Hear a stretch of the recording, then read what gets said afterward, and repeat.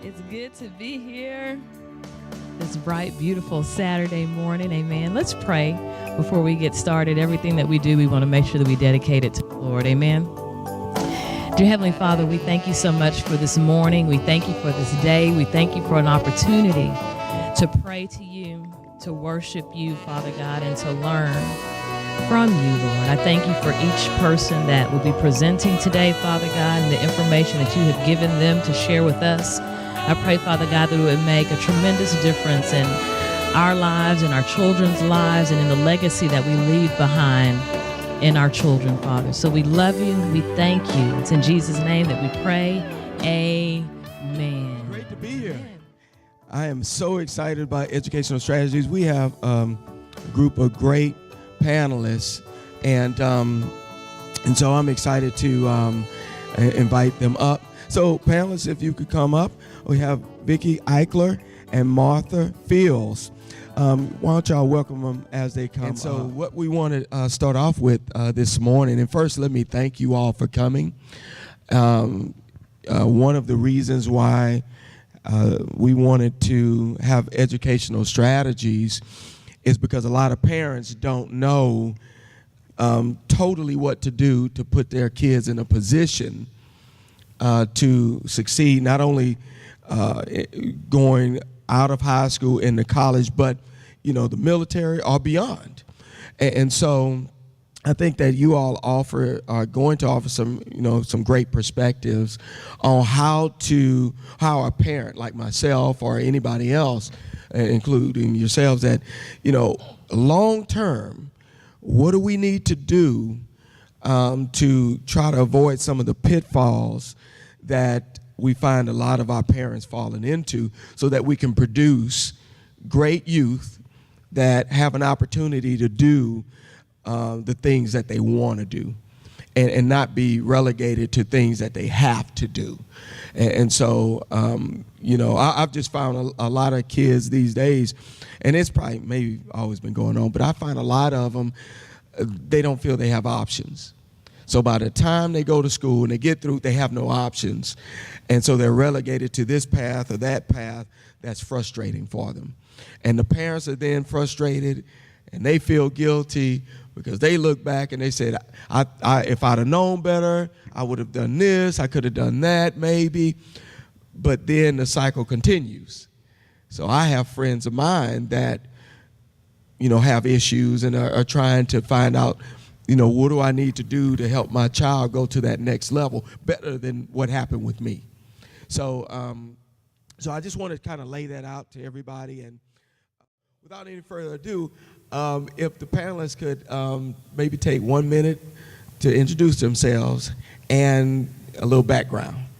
All right, so let me see who wants to go first.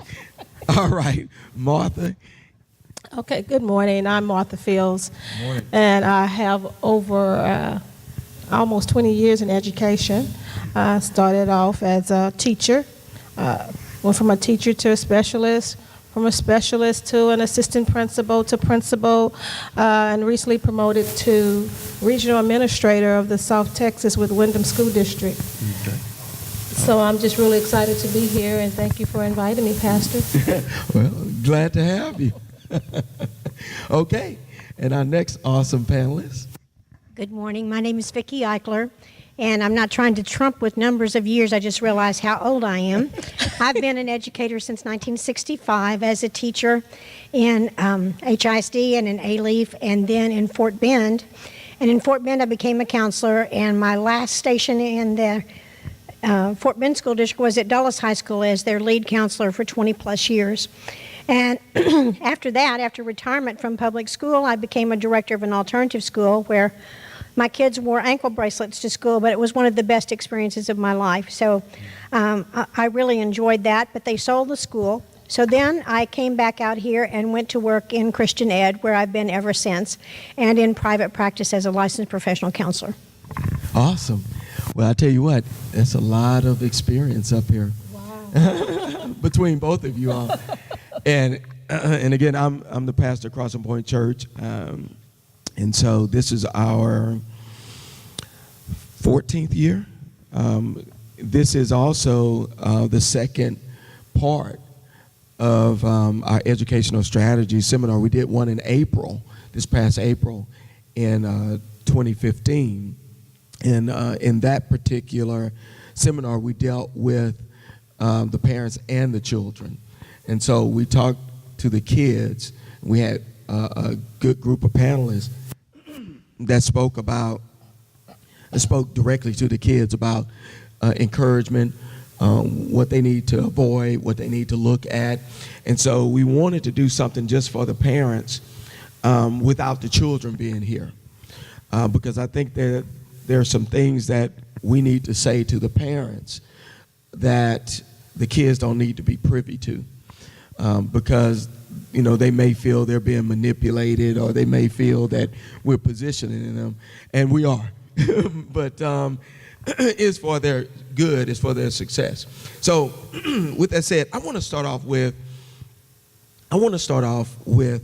the question, in you all's opinion, in your varied experiences, what do you think parents need to do to prepare their child for success? Or what are you seeing that some of the core things, and maybe 2, 3, 4 things that you see the parents really need to do to prepare their kids, and maybe some of the things that they're not doing as parents to prepare? And I'll start with you, Martha, because, and I know you mentioned the Wyndham School District, and a lot of people don't realize that you've taught outside in the public arena, but also being an administrator of the Wyndham School District, which deals with the prison.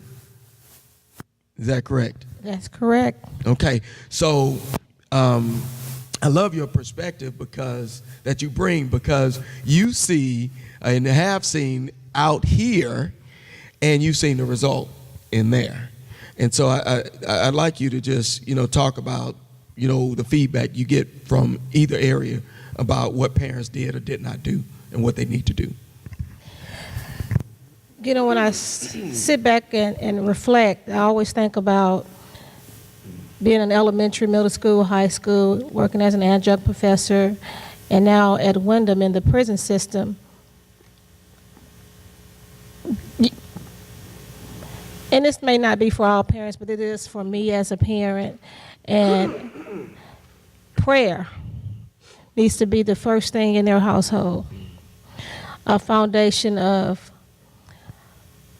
strong family values and putting God first in their life, because they really need that foundation. And when they get that, then it's about respect, teaching your kids to respect their adults. When I grew up, it was yes ma'am, no ma'am. Now it's MF and all this other type of language, and the parents bring it more than the kids. You can't sit down and have an adult conversation with the parents because they're in the blame game. You're the teacher, it's your fault, versus it's a team effort. It used to be the reverse. It used to be the reverse. And kids see that in their parents, that I'm going to tell my mom, and my mom is going to come up here and take your job. My mom is going to cuss you out. My mom is going to fight you. And teachers are now kind of stepping back, versus when it used to be the teachers step up and say, I really want to save this kid. And now that I'm working in correctional education, those guys say, only if my mom would have said, don't do that. Only if my mom would have sat down and spoke with me and talked with me and encouraged me, versus allowing me to do whatever I wanted to do. As a principal in correctional education, I used to stand in the hallways, and this is still TEA education. So don't think that is a different type of education. Okay. It's still regulated by the state of Texas. You still have certified teachers, certified principals. You have a special ed. You have a Title I. You have ESL special ed. You have a library service. You have all these exact same things that are in public education that's now in the prison system. Wow.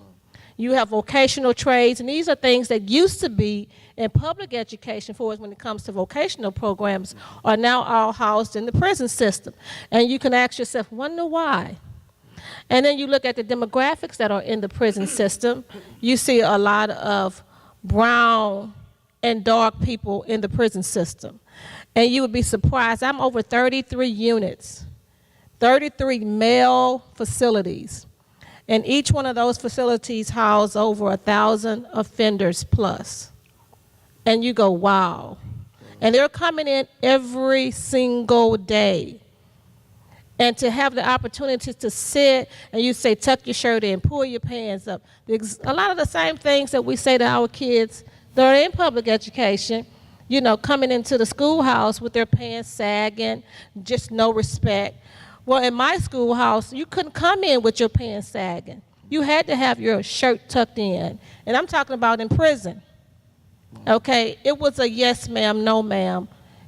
I respected them and they respected us. You know, it was a Mr. Williams versus Williams or offender Williams, Mr. Williams. And I said the same thing when I was in public education to my students. It was Mr. or Mrs.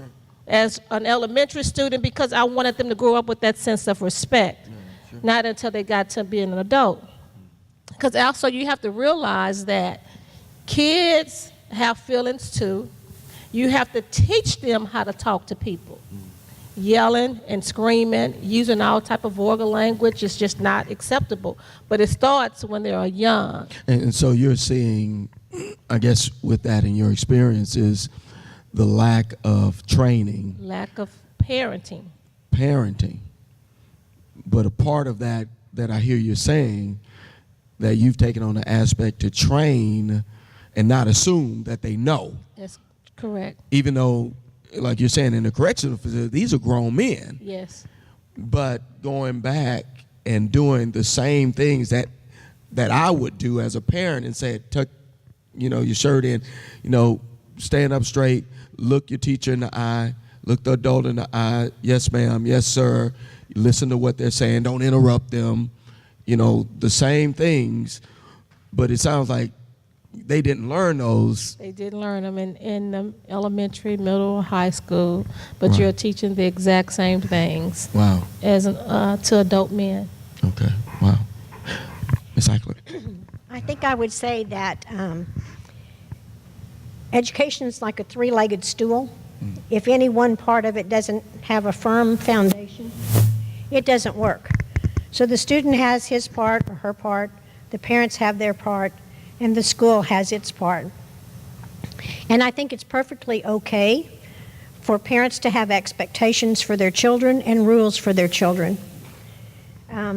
Boundaries are so important. And to know children are going to push boundaries, but I've never met one yet that didn't want boundaries set. Yeah. I've even had students say to me, I wish my parent would tell me I couldn't do such and such. So it's important to have those boundaries. God gave us boundaries. Sure. And parents need to do the same thing for their children. They don't need to be their friend. They need to be their parent. And that's a big thing in my book as a counselor. The second thing I would say is I would tell parents, as I've often done, if you don't believe everything I hear about you, you don't need to believe everything you hear about me. Get the story straight. Sure. Everybody can maintain their integrity in a conference when you're all working toward the same goal for your children. But parents, go with an open mind, because the teachers, for the most part, want what's best for your children. And call your children's bluff. If they come and tell you something and want you to go up there and get all over that teacher, just go find out what the truth is. It's somewhere in the middle. And then finally, I would say, don't ever believe your child when he or she says, I don't have any homework. Yeah. Because homework is what you do at home to strengthen what you had in the classroom. So those are the three things I would say as a parent. You need to let the child sit down with you and work out what's the best way to accomplish homework. Homework is not the same thing as an assignment. An assignment is something that's due the next day or in a week. But homework is what you do at home every night, whether it's pre-reading or rereading, studying for a test, whatever. But you should have a certain amount of time set aside, depending on the age of the child, for nightly attention to homework. Yeah. And everybody has homework. And I think that is a great point, changing that paradigm, because many times as parents, we think that if my child says they don't have homework, then they can relax. Oh, yeah. Oh, good. I'm off the hook now. Because we're thinking assignment. Nothing's due, or they finished the assignment, and, well, okay. But what I found, in the rearing of our children is, as you all are both talking about, is that one thing I found out is that if your child doesn't respect the teacher, it's hard to listen to them. And I think we're like that as adults, that we second guess people when we don't respect them. And so if we're not teaching that healthy respect to our kids, to respect your teacher, that your teacher already has their degree, your teacher is working, your teacher is grown where you're trying to get to, and they have some great information that they can give to you. But if you go in and as a parent, if I disrespect them, if I believe the child all the time over the teacher, that teacher is just after them, and it's every grade, every year, I got to really question that. Like, come on, man. I got to really question that. But for parents, and I really love what you all are talking about and saying is giving them a certain attitude about education, and about that will help prepare them to move further in life. Because you can't go on a job and talk like that. You can't go to college and talk to your professors like that. Ain't nobody to call. And if you skip too much in college, like they told me one semester, Mr. Hayes, you're no longer in this class. I'll see you next semester. I didn't know how to tell my mom. I was like, oh my gosh, are you sure? But you never, you can't assume that you're going to get the latitude in this grade, in the next grade, or in college, or in life. One thing I would say is that my grandmother taught me this. I had one of those teachers for whom I lost all respect. Okay. And she said, Vicki, you can learn something from every situation. Sure. Even if it's a negative situation, you can learn how not to be. And I think that's really important to say, okay, just let them be, but still show them the respect. But you can learn from that and say, I don't ever want to be like that. And that last point is great. And I just wanted to reemphasize that strategy of homework, that strategy of always having your kids moving in a progressive fashion, be it with their attitude, their character, reading, getting ahead, by reading ahead or whatever the case may be. So I think those are great points, and changing that dynamic, and not having that guilt trip where we say, I want to be cool, I want to be buddies, I want to hang with my kid. And I think that's a result of, I guess, the society today, that everybody wants to stay young with their children and kind of hang out and, and do their thing. But I find a lot of times the kids, it's fun for them, but, when you try to really correct them, I find a lot of parents, they get frustrated because they're not listening to them. And I think it's, you've lowered yourself just a little bit in their eyes as far as being that authority figure. Yeah, I think a lot of kids miss out on that. But I want to kind of go back to when you just said having something to do. Homework is that extra thing that you need. But is that not only with kids but with adults? When we work, we're always working. Even when we leave work, we always have to do a little extra in order to be successful at work. So if kids know that when you do that little extra at home and prepare yourself, mom has to do that to prepare herself for the next day at work. Yeah. Your pastor has to do that and prepare himself as he goes through the week and get ready for his sermon on Sunday. You, as the child, have to prepare yourself to be excellent. It doesn't come easy if you want to be good at something. You know, Tiger Woods, Magic Johnson, you know, they started mediocre, but it took work in order to become great. In order to go from good to great, you have to work and kind of start building that foundation. And as parents, we have to constantly, every day, reiterate that, the importance of doing that little extra to make yourself successful. Because like when you stated, the professor said that you're no longer in this class, and you said, how am I gonna tell my mom? But I can tell mom, but mom can't come and talk to the professor and say, I want to put Craig back in class, or you better do A, B, C, and D. Right. Craig has to talk on his own. Right. You know, when you get to a certain age, no one can talk but you. You're 18, you get in college, they're not going to speak with mom and dad. They may be paying the bill, but mom can't speak on your behalf to the professor.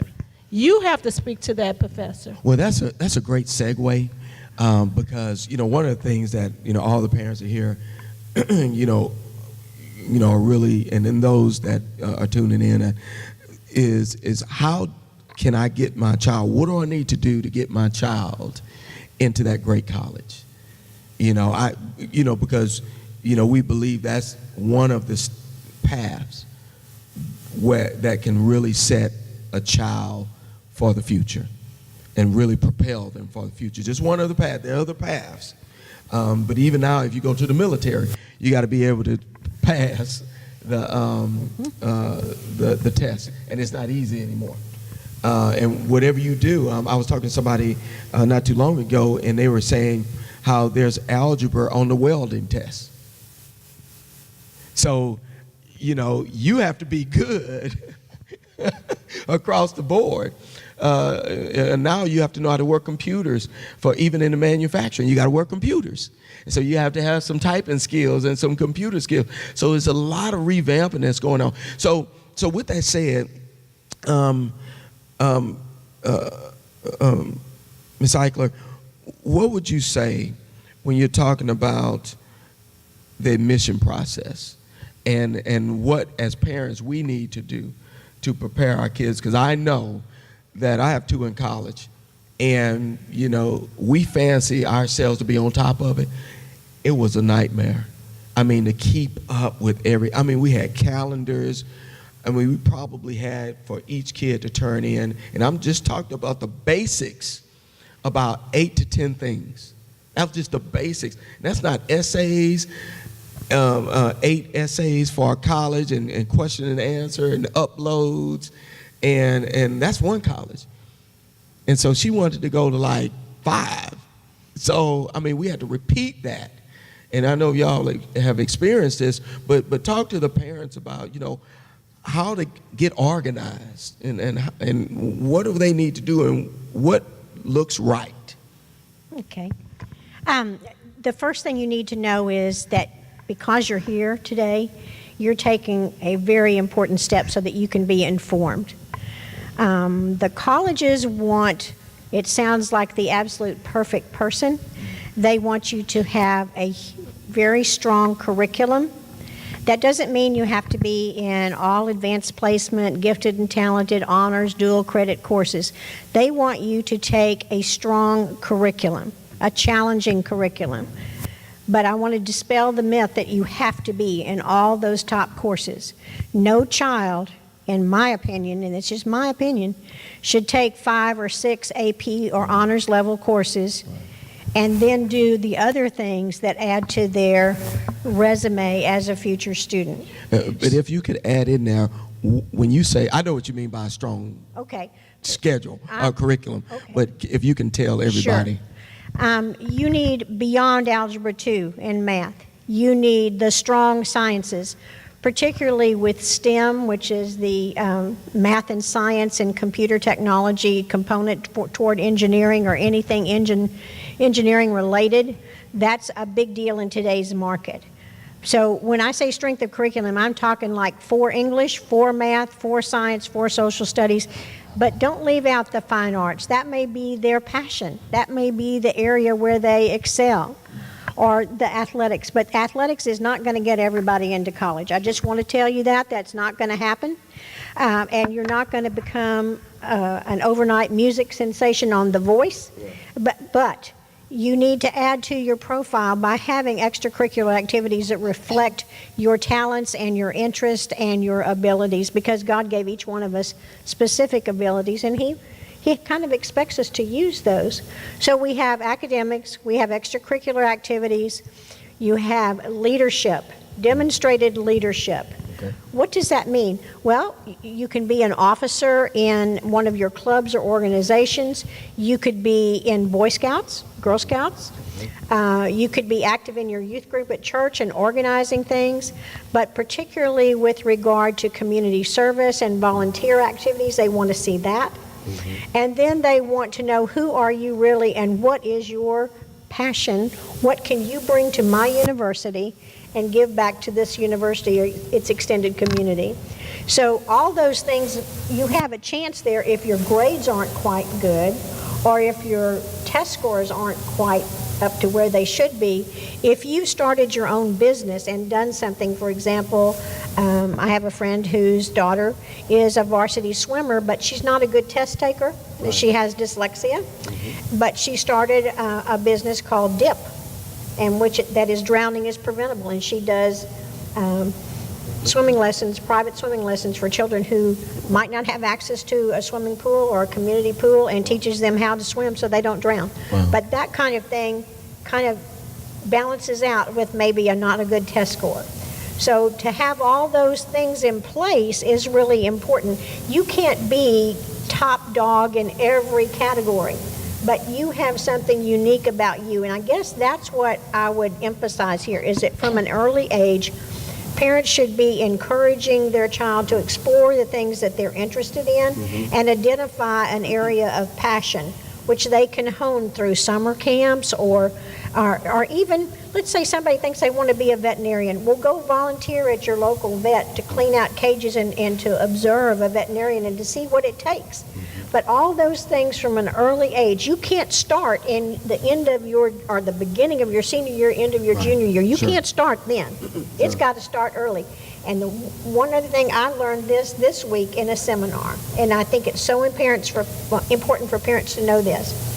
There's a new House bill, I think it's 505, that allows 9th and 10th graders to take dual credit courses. I think that's way too early, but that's my personal opinion. Maybe some of them are ready. But here's the kicker.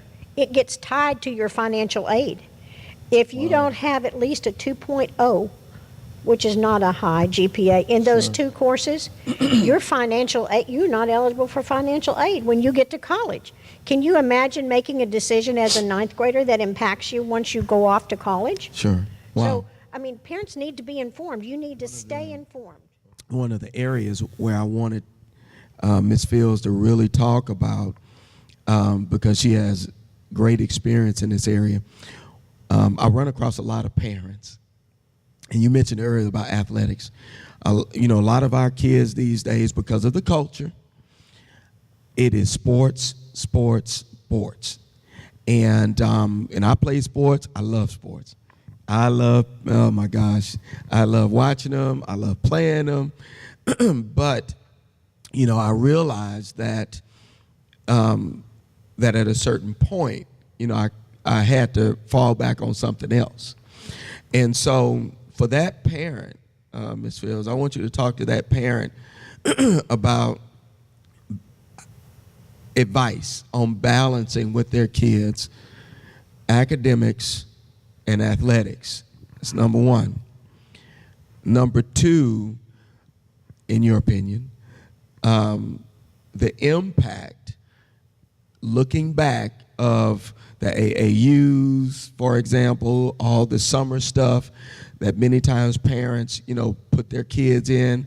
Now it's year-round, and a lot of the youth are being injured because they're playing sports year-round. There's no break anymore. And then number 3, and 4, and I'm sorry. That's okay. 3 is, how do you know the recruiter is real? And number 4, as a parent, when, in your opinion, do you start to really hone in on an area and say, okay, my kid has some real talent. What's the next step? College. You have college and you have university. Okay, the university is the big. But some of our kids need to know that they can start off at junior college. Okay, and then from junior college, you can still get a scholarship to a junior college, as well as from the junior college, get a scholarship to go to a college or a university. Okay. Okay, and it's okay to be in your regular classes. I have a daughter who graduated from Stephen F. Austin as a university scholar, but she never took one AP class because I knew she was an average kid, and I knew that you need to study and work hard to get that A. As her other sister, who was always in AP classes, it came easy for her. And I have a son who I just want to say, I'm in 9th grade, I'm in 10th grade, I'm in 11th grade right now, that I have to just keep my foot on to make sure that he completes homework. And they're all in the same household with the same family, mom and dad. Same people. Know the same people. And I have all 3 actually are track athletes. And my daughter, the oldest, found out early, I said, you're a 400 runner. And she said, no, I'm a distance runner. Not in this family, we are all sprinters.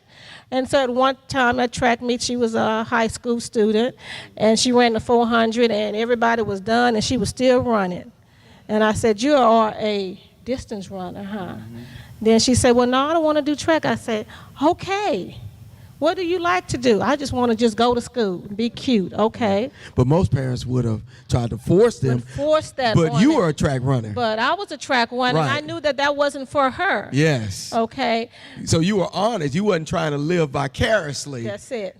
through your daughter. I was not trying to live through her. Yeah, exactly. I let her, like you stated earlier, kind of select what you wanted to do, but I always focused on education because that's going to take you to the next level.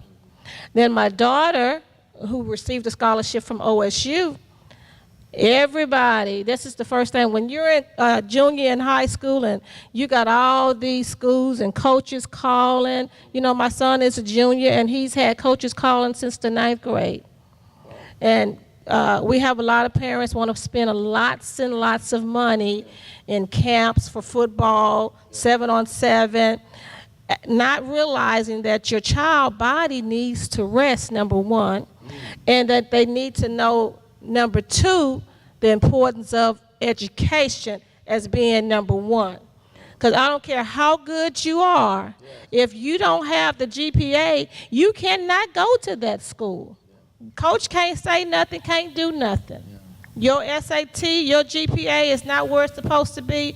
There is no amount of conversation that's going to get you into that school. And a lot of parents their child ends up at a junior college. And their heart is broken. And once sometimes your heart is broken, it's kind of hard to mend. And the next thing they know, they're in junior college, and next thing you know, they didn't quit, and they're working at McDonald's. And you go, well, whatever happened to such and such? That boy was bad, or she was so talented. But she just gave up because she did not know the importance of the education before the scholarship to football or the scholarship for track. Yeah. No, summer programs. I'm coming to you, Ms. Eichel. No, I was going to piggyback on that a minute. I was just going to say this, because there's a culture of spending thousands and thousands of dollars every year, throughout the year. Now, it used to just be for the summertime. To travel all over. Now it's throughout the year. And some of these programs are just money makers, number 1. And I often hear the parents, the mantra is recruiters are going to be there. Recruiters are going to be there. Recruiters are going to be there. But you're paying out these thousands of dollars. Kids are on the corner collecting monies and doing all kind of fundraising. I'm not saying it's all bad, but I am saying that what you were saying a second ago, and I think you're going to piggyback on, is that the priorities that the parent is caught up in the hype, and so they're willing to invest thousands of dollars when 1 year you take those thousands of dollars and you just put on a private tutor for your child all year long. You'll have change left over, and you won't have to worry about their academics probably ever again. Go ahead. What I was going to say is the thing to make you most attractive to a recruiter is to be a strong academic student. Because if they can get you on an academic merit scholarship, they don't have to give up that spot for the athletic scholarship. So the investment that the child makes is twofold. But it's the hook you can use to get them to study harder, is that a recruiter will look at you first, everything else being equal, the talent being equal, but you have the stronger grade because the university gets graded on retention and on graduation rates, and so do the coaches. So it makes them a more attractive candidate. And gives them, I mean, that's an investment that the student buys into. I think it's really sad when I see parents spending all this money, because they'll ask me, I'll say, no, don't spend your money on that. Don't do that. Do this. Work on the academics. The talent's still going to be there for him, but I agree with you. They need to rest. They're growing. They're growing. They need to have that rest. And I hear this theme, you know, and I think the parents hear the theme also: academics first. Yeah, but unfortunately, like a lot of your parents, you would be surprised how many coaches don't never mention academics. Never mention, you know, they want that kid. I want that talent. And they would actually tell a parent, we got you. We got a program for that. We got a program for that. And parents really fall short because the recruiter is not looking at that child's life 10 years from now or 5 years from now. That recruiter is looking at winning a game. I need him. That coach needs him. That coach is probably making $2 to $5, $6 million, but I need this kid. And it's not about his academics. It's actually about what he can do on the football field, what he can do on the basketball court, because those are your two main things that bring money to a university. So if you have a child that has really a lot of talent or a mediocre talent, as a parent, you know what your child is capable of doing. So as a parent, I say, you know what your child is capable of doing. You have to be the one to say, wait, stop. And this is what you're going to focus on. Let me ask you this, because I know time is running for you. And okay, the recruiters have been calling. You've seen your child's talent, and we'll get over to the academic talent because it's kind of the same thing in some form and fashion. How do you know if it's real or Memorex? Because you know your child. Now, a recruiter will tell you everything that you want to hear. But as the parent, when you really look and reflect, you know what your child is capable of. You know, when I'm thinking about my own child, I think about Summer and I think about Trey. Summer, she can get there, but she has high GPA. She graduated with a 4.67 GPA. She had every school looking at her because they knew that, hey, she has talent, but I can take her and mold her to get to where I need her to be, but then I can take that extra money and pay somebody that I really, really want. Okay. I have a son who's right now running Olympic times as a junior in high school. And I have every recruiter calling and sending letters, and my thing is, I'm not talking, I'm not responding, because that's not my focus. because I need to know that he's going to be taken care of in 4 or 5 years, and that's going to be with a degree in his hand. So, but if I listen to the recruiters and let them tell me all the things that I think I want to hear, then what's going to be happening is, as a parent, my child is going to get left behind. My child is going to be disappointed at the end of that. So you are the filter. You are the filter. Your So you child take don't that need, and take it. you don't tell them all what the recruiters are talking about. I tell them that they want you. Okay. Yeah. But they can't have you if your grades are not right. So that's your carrot. You. That's me. And I have to tell him, you got Baylor, you got LSU looking at you, but let's look at the requirements for Baylor. Let me show you. Let me show you the requirements for LSU. If you are not at the standard, Right. No amount of talent, Right. they will accept you. Now, he'll tell you that. Yeah. And get you all hyped, but at the end, then that's going to be a letdown and say, well, can I send you to a junior college? And who knows, you may get hurt while you're at that junior college. Yeah. Or because you're so disappointed, you become so depressed that, Sure. okay, I don't yeah. want to do this. Sure. So, but you as the parent have to filter and say, this is what's really important. Don't let your child hear all the hype. Always remain humble. Okay, what's today is today. What you did yesterday don't matter. That's what I tell my kids. What you did out there on that track don't matter. But what you're going to be able to do is have that piece of paper in your hand. Right. But as a parent, you have to really be steadfast and strong and continue to preach that message through the house. So so for the parent, number one, filter. Yes. Don't let all what they're saying go to the head of your child. That's it. Number two, you leverage the academic standards for wherever they're looking to go to help motivate them in the classroom. That's correct. Let me ask you this, number three.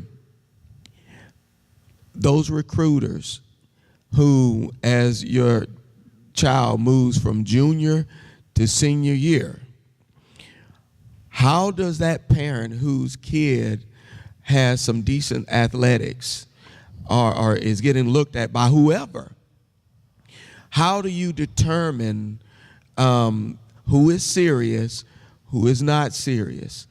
Spending your money to send them who knows where, or will they pay for them to come up, or does that matter out of your experience?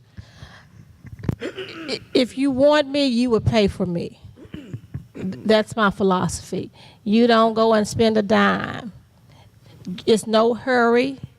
You as the parent, do your research and see if your child is a good fit. You know, when it comes to athletics, your child has 5 official visits. You can take how many unofficial visits as you would like. But that's on your dime. Unofficial is on your dime. Okay, thank you. So you. you're going to spend every dime going here, here, and there. But you also have to think, okay, wherever my child goes, can I get there? Am I able to get there and support my child? Okay. Okay, do I have the means to be able to travel? Okay, what type of child do I have? Are they comfortable 1,000 miles away? Or do they need to be 50 miles away from me? That's good. Yes. Okay, if they get sick, you know, if they're 1,000 miles away, can I get on a plane real quick and jump over there? Do I have the financial means? If not, you need to be in the vicinity because I need to be able to get to you. Okay. Okay, when my child is having a breakdown. All those things kind of play a part in where your child goes to school. And then you're going to look at what your child is good at. What do your child want to major in? What do they want to do when they graduate? Because a lot of us, once we do graduate, sometimes we still don't know what we want to do. Sure. But let's have a degree that can kind of guide us in the right place. And I'm glad you brought that up because and I want to spend we're spending some time right here because that's a lot of parents' machinations, you know, for their kid to go off and you know that's the ticket to get them there, especially if the child is, you know, just kind of doing their thing, you know, and sometimes kids are not as focused, but they love playing a certain sport. Some colleges, and I was talking to some other parents, and they were kind of frustrated because the coaches were like, hey, we like your child, but because your child wants to be this or that. Oh man, they have labs during that time. That's practice time. And so let's kind of get them in. This is a nice area to major in right here, And so they're wanting the kid to shape their academics around practice time. And so if this major is too demanding with labs and this, that, and the other, and it happened to be in the STEM field, they were like, well, we'll have to talk about that, and because that kind of interferes with practice. And so if you can, because I know your kids are, summer's blowing and going. So when the college says that to you, my daughter had the opportunity to go to the University of Memphis, and again, they pay for everything, flew us down there, wanted us to go ahead and sign before I even got on the plane. But they did not have an engineering program. They had a biochemic program. Yeah. And said, well, you can change your major, but we really don't want you to kind of really major in that because it's doing practice. Wow. That the field is too demanding. And if you look at your research, and that's what I did, looked at my research and found that a lot of athletes, once they graduate, they have a degree in kinesiology, or they just have a degree with general studies. Yeah. What can you do with that when you graduate? In other words, you spend 4 or 5 years in college and you just have a piece of paper that doesn't mean nothing. Okay, kinesiology, really? And you're going to go around trying to work at a gym. You would go to a gym, you'll find so many people with a degree in kinesiology making $9 an hour. Wow.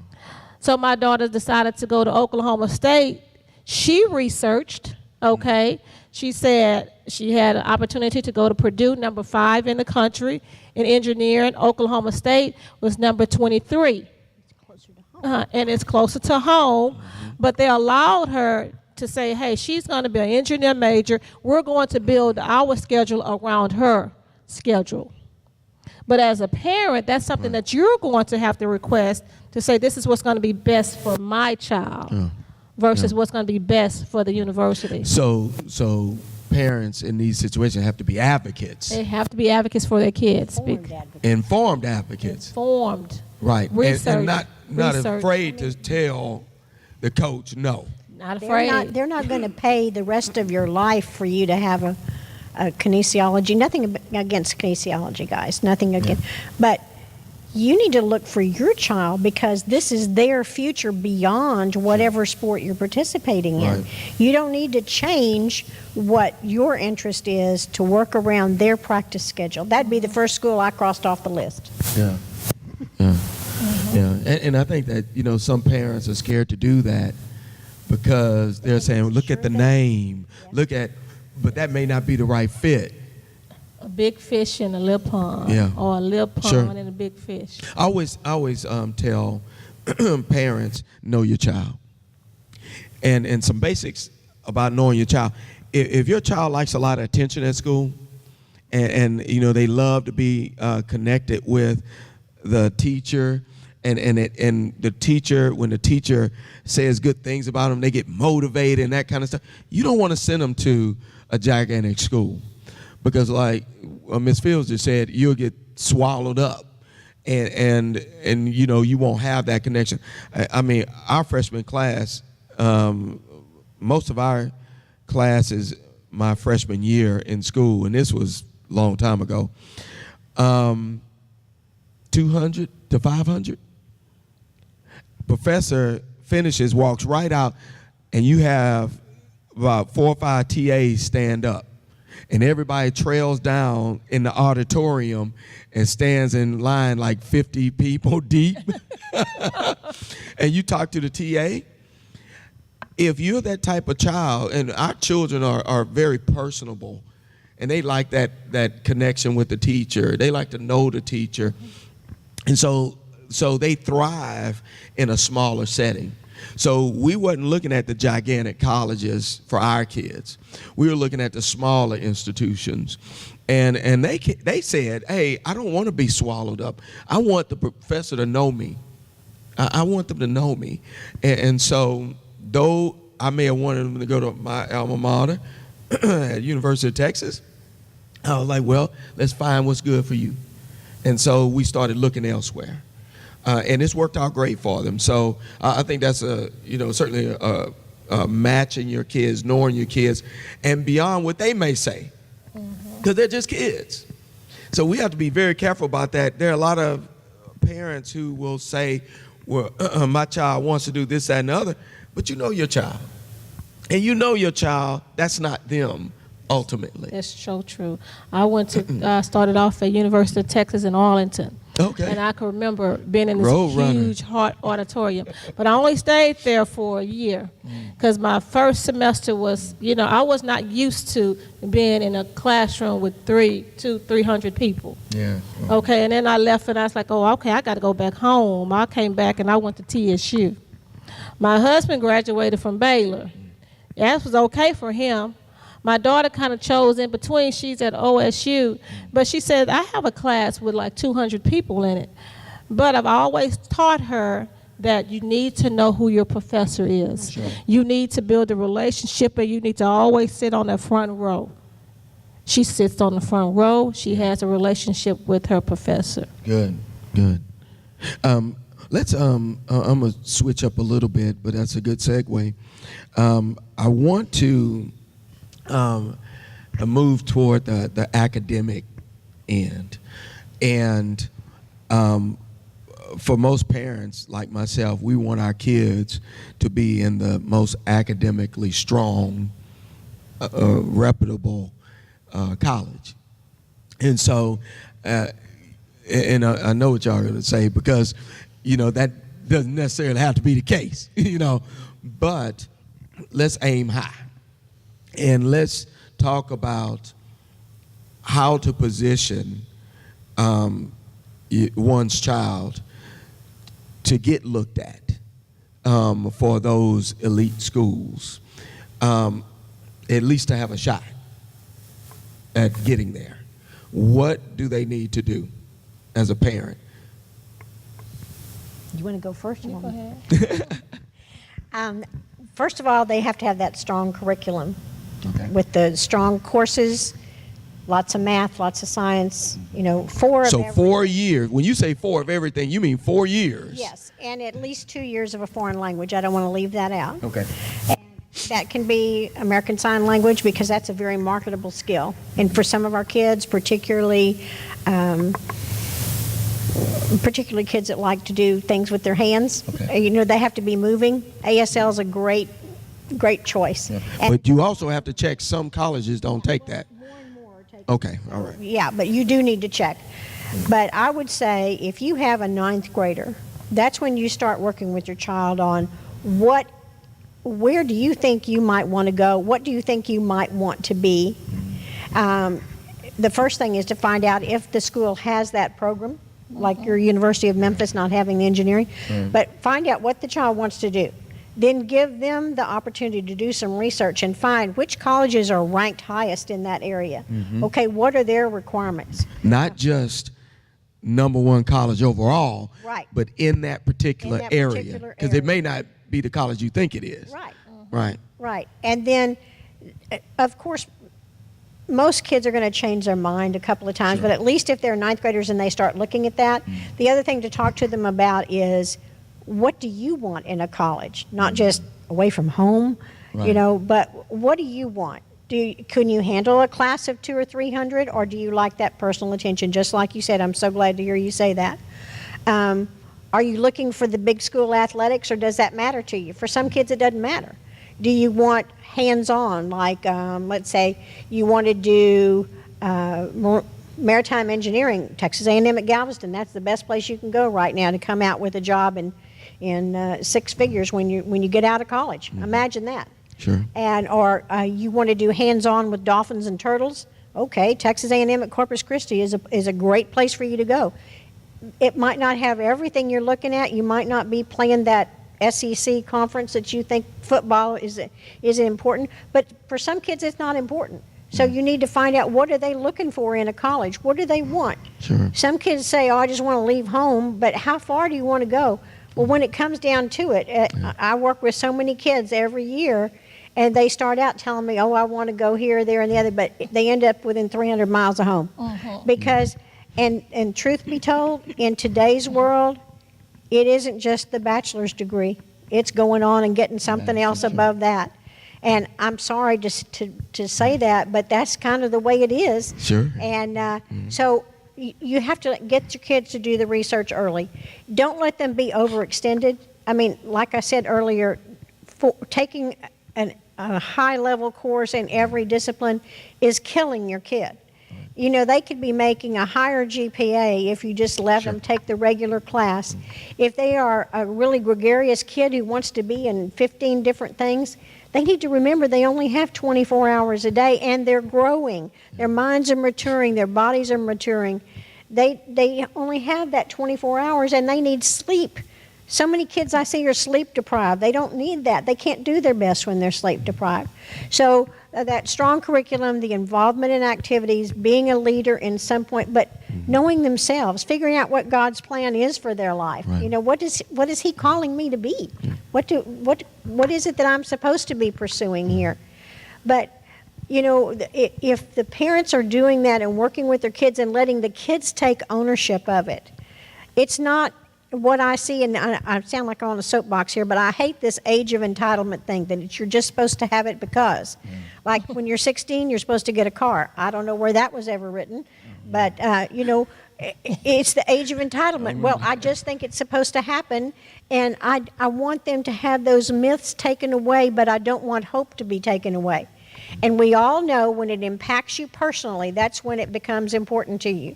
So if the kids can take ownership of it and start having control of their life, because all you can do is all you can do on the things that you can control. There are some things you can't control, but if you do your best, you can have your dream. So start encouraging their dream, you know, even if it seems silly to you, encourage their dream. You know, I was going to say this, that I was with one of our daughters, well, both of them, we were sitting in a college interest meeting for like one of the top tier colleges. And as we were sitting there, one of the parents stood up and said, excuse me, my daughter has taken college or dual credit courses. And when she comes into your college, if she gets in, she's going to be a junior. And so the guy, and he was at Stanford, and the guy said, well, this college is not for you. And you should have saw the disappointment, and everybody gasped. And I think this is so important, and a lot of parents don't realize this. Stanford, along with several other colleges like them, will not take all of those. That's what I was getting ready to say. And they said, we want you to have the Stanford experience. And we want you to start at the beginning. At the beginning, you can bring 3 hours in, maybe an AP. Maybe an AP, but you're not going to come in as a junior. And so they got up in the middle, and and they walked out, and the girl was almost in tears. But that parent, and this is important, knowing your child, that parent was pushing, or they were together pushing, and because it's fashionable to do that, but that may relegate you to certain colleges.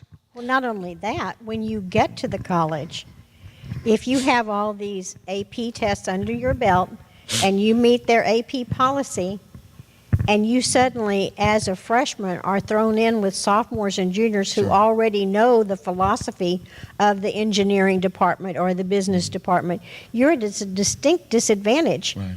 So AP is great in some things that you might not be taking, let's say English or history or whatever, but the science and that kind of thing, it puts you at a disadvantage. So that, again, this is where parents have to do their homework with. Has to be a strategy. It's a strategy. That's right. I say it's a money thing. I always say, when you go from elementary from K through 5, it stops, and then that's your base. And then when you go into middle school, it's a whole new program. Yeah. So you still starting at 6 through 8, and when you leave middle school and go into high school, that's a base.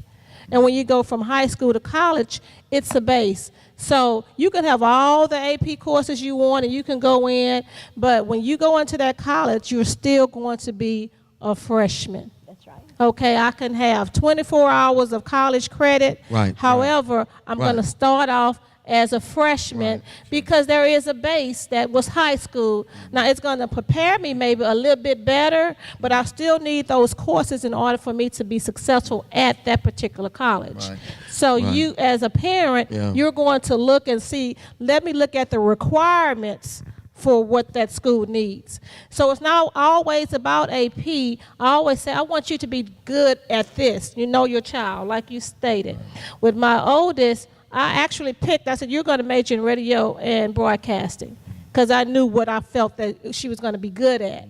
The other one, I told her as well, you're going to do engineering, because you can pick what part of engineering, but because of what I see in you, this is the direction I think you need to go. And as parents, we're supposed to help guide our child to that in that direction, and then sit down and let them start looking at the colleges that they decided to select, and look at the requirements so that they'll know, if I decide I want to go over here to Stanford, I already know, because see, that parent should have already known that answer to that question before they got there. How devastating that is for your child to be sitting up there smiling, and and then that gets levied, and that's their dream school.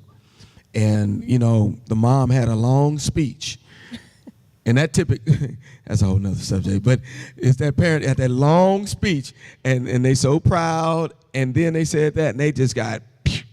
I have a friend, they recently actually went to UT, and his daughter, he said that they were in a big auditorium, and he said, okay, who all was the valedictorian in their class? Yeah. And she said just about over half the auditorium stood up.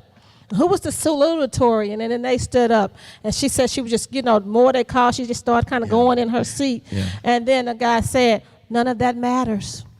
Yeah. Doesn't matter anymore. That's right. Now you're at University of Texas, and these are our requirements. That's right. And so then she kind of sat up in a seat, and he said, you're going to be taking a placement test. Yeah. And so you're going to be moving over into these different rooms to take that placement test. And when they took the placement test, she was number 3 with the highest score. She was not neither the valedictorian nor the salutatorian, but once the placement test was completed, she was number 3 with the highest grade point average for that particular test, and got additional funding. But it was good for him to say none of that matters anymore, because we're all on the same playing field. And so we're going to start, everybody, I always tell my kids, when you always start off in class with an A. Everybody has an A when they walk through the door. Yep. Right. But what you do with that A in order for you to keep it is going to be up to you. Right. And I'm going to be here for your support. Yeah. Well, our time is almost up, but here's the biggie. It's the biggie right here. SATs, ACTs. That's always the elephant in the room. What I am seeing happening right now is a lot of parents are not up on what is required, and what's a good score and what's a bad score. I find a lot of parents, because they don't know what they will say is their kid. I was talking to a parent not too long ago, and the parent said, I said, how is your kid doing? Oh, my kid's doing good. It's SAT season. They took the SAT, and they were a senior taking the SAT, which is late. Let me say that right off the bat. They need to take it to junior year, but they said my kid scored a 1325. They're doing good. Now, here's the thing. When we were in high school, 1325 was awesome. I mean, you were doing it. But now it's 2400. And so I was looking at him, and he was so proud. He was like, yeah, she's doing real good. She's smart. And I just looked at him, and I said, the score has changed, right? He was like, well, what you talking about? I said, it's 2400. And first he kind of looked at me bewildered. Then his face kind of got clammy. He said, she didn't do too good, did she? I said, no, not necessarily. I said, they've changed. He said, I had no idea that they had changed the SAT scores. I'll say that, number one. Number two, I'll say this. A lot of the top tier colleges, even though there are 3 sections now, they're still only looking at 2. And so I think that's important for parents to understand. They still want that math, and they still want that reading writing. Of course, they have verbal reasoning and all that kind of stuff, but they're still looking at these 2 things when you're talking about scholarship money, when you're talking about, and which surprised me. And the other thing parents don't realize, they super score. So you can take it 5 times, and they're going to take, at many colleges, they'll take the top score out of each one of those 5 times, and then that is your score. So can we talk about the SAT, ACT, what's good, what's bad, what parents need to know, a strategy to get it done? Well, this is another place where parents can do their homework, and it's all there for you. I hope you picked up the handout, because I have the web addresses on there for College Board, which is the company that produces the SAT, and for American College Testing, which does the ACT. But we recently, last week, had the new PSAT, which is a preliminary scholastic aptitude test. It's also the qualifier for the National Merit Scholarship consideration. And it's a brand new test. It's totally different in makeup, and there are no national norms yet for it, so we don't know what's going to happen, although College Board did a lot of investigation and research to see what worked, but it's more back to what you remember. So it's back to the future, I guess. But they have a new SAT and an old SAT. The new SAT. And you have an option, right? Yeah. That you can take the old SAT through this semester. Then in the spring, the new SAT is coming, and colleges have said for this year they will take either one for this year's juniors. Now, here's my thing is, okay, maybe if you have a junior or even a sophomore, just for practice, because it's no harm, no foul, you don't have to send your scores yet. Although if you ever wanted them sent, then you would have to pay extra afterwards. So like I said, it's no harm, no foul, but I would take the December one, and then again in March I would take the new one, just because you might do better on one or the other. But if you notice on that handout, you'll see that College Board website partnered with Khan Academy, and your kids probably know who Khan Academy is, but there are free tutorials on there for preparation for SAT. There are also a question of the day app for your phone, and every kid I know has a phone, so this is a free app you can have on your phone for the question of the day. It will give you the question, you answer it, and then you see what the answer is and why it's a correct answer. I used to use this with my students while I was checking roll. When I was back in the classroom, I used to use the question of the day as a warm-up while I checked roll. It's no harm, no foul to the student. I call it vitamin pills for testing. I do not, nothing against Kaplan or Princeton or whatever, but that's more money, just like those camps for athletics. That's a camp for academics. You can do this for free. Now, buying a book and putting it under your bed is not going to help you gain the knowledge by osmosis through your bed. But if you can make it fun for your family. When you have dinner at night, you can do the question of the day, each of you independently at the table, even the little ones, and see what the answer is and do it together if that's a way to get it started. But that's a preparation for testing that's really easy. Also, both of them have free practice tests, and it will show you exactly what you did wrong and what you need to why it was the other way. So I see no reason, if you're a disciplined person, and if your parent is disciplining you and holding you to it, Sure. if you're going to have to drive them somewhere for 3 hours to go take, tutoring, and what they do is they hook you in by saying, we guarantee we'll raise your score by 300 points. Well, no, they don't. They don't. The fine print says, and if you don't make it, you can come back for more sessions. Right. It isn't that they absolutely guarantee that your score is going to be raised. That's ludicrous. That's not what happens. But whatever works for you, but I think you can do it for free. You don't have to spend the money to do it. But Now- like you say, you have to be disciplined as a parent Yes. first, Yes. and then the kid needs to be disciplined. But the thing you can do for those colleges, let's say, I always like to have a plan of 5. This is your pie in the sky school out here. If everything else worked, that's where I want to go. Okay. 2, that you meet the qualifications for and have the programs that you want, and 2, that okay, I could get in and I'd be happy there. Yeah, you can start with the shotgun approach out here, but you need to narrow it down Okay. to this many. You don't need to be paying all those fees for application fees. Right. If you qualify for a fee waiver, that's fine, but not everyone does, and that it gets very expensive, $75 to $50 a pop for application. So I have 5, and that's my max number for the people I work with.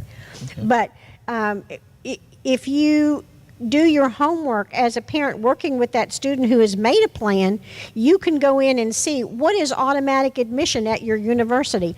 Oh, okay. That's what we're aiming for, is automatic admission. And that's to the university, that's not to the college of your choice within the university. It might be more for engineering or for business, which they call impacted majors. So you go in and look at their college of business. Okay, what do they require? This is what I expect you to do, and this is what you're going to work toward. Make a plan.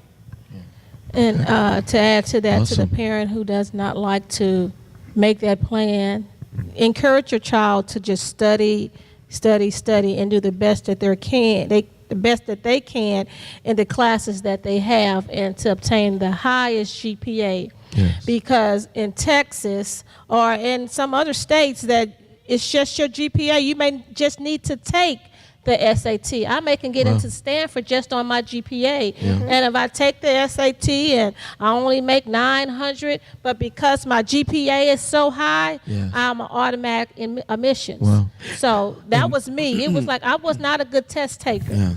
And so it was really important that I made good grades, Right. because it balanced out Right. that I was able to get into any college of my choice. Right. But that is so important for kids who are not good test takers, is if they have a strong Because some GPA. kids are not. Some kids are not. They're A just lot not of good kids test are takers. just not good But test they're good takers. academic. But they're good academics. Sure. Okay. I'm with you. And I'm with you. That was me. I hated taking tests. However, I had a high GPA. Sure. So I was able to get in. And I've told that to my daughters, and I tell that to my son right Take the now. pressure off, sure. Take the pressure off yourself. Especially with NCAA rules, Yeah. is that if you have a good GPA, you don't have to worry about. I'm looking at it, and I kind of gave Pastor this, but if you have a 3.5, you only need a 400 on the SAT and a 37 on the ACT. But because I have a 3.5 GPA, I just go in there and just really Put your name on put it. my name on the paper and bubble in. I'm going to read, but that takes the stress off of you. But And- if I have a 2.0, now I almost need an 1100 on the SAT in Wow. order to get into college. And there's a trend now that there are several colleges out there that are saying, don't even worry about the SAT. We're going to, ACT, we're just going to take your grades. We're going to look over your records. Come on in.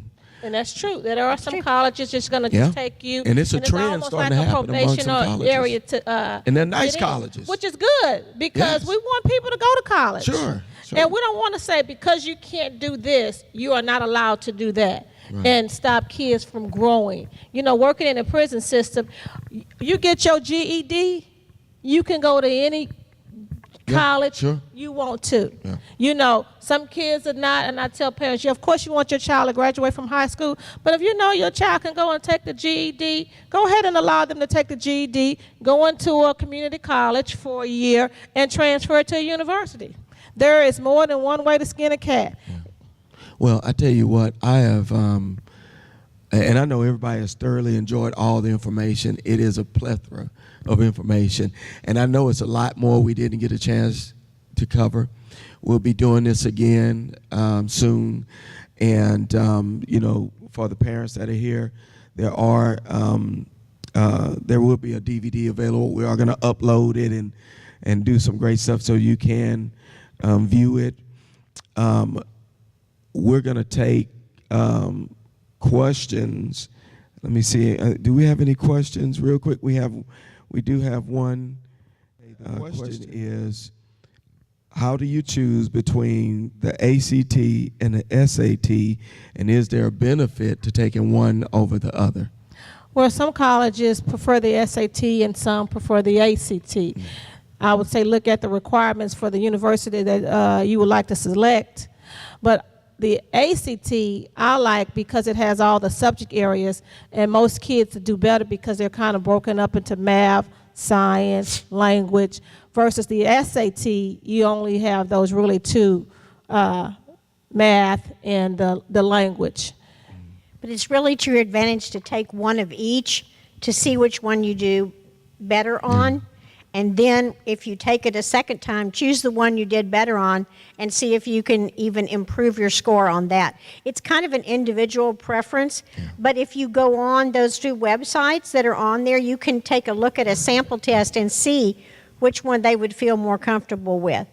Usually, I agree, I like the ACT better because it's not just English and math. I appreciate you all for taking time this Saturday morning to come out. And I don't, sometimes, it's hard to gauge the level of impact, that you have when you do certain things. But I'm telling you, the things that you all were talking about, man, when parents stream this, when they get the DVD, I mean, it's going to be awesome for them, because they're all the things I wish I would have known, years ago. And you always say you could do things better. The second child, first child's the test case. Second child, we kind of had it together. Third to sleep, huh? Third, we like, yeah. So I think that this information has a lot of legs to it.